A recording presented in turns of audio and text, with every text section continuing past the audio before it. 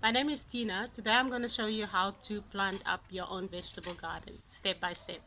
So the first thing that we're going to do is we're going to prepare our soil. If your soil is very bad, you need to actually take a spade or a pick depending how hard your soil is and just dig through the soil so that you actually turn the soil about 20 to 30 centimeters deep to plant your vegetables. While turning your soil, a lot of times on building sites you'll find unwanted debris like stone, plastic bottles, and I found weird stuff before, especially in new gardens. When you're done turning your soil and you're happy with the consistency of your soil, you can now add your compost. Look how beautiful that looks.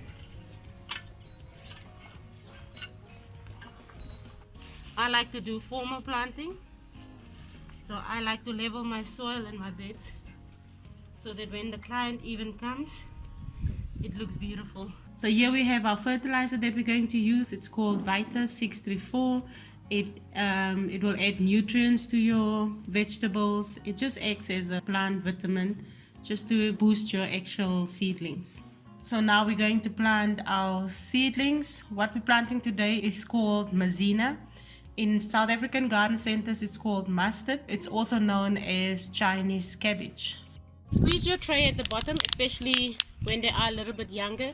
This is just so that you don't hurt your little baby seedlings.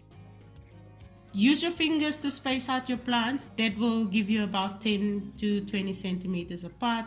That gives your plant nice room to, perform its best to grow without interference from the next one. When you're done planting, don't be afraid to add more fertilizer. Remember, the one I'm using is organic, so it won't burn the plants.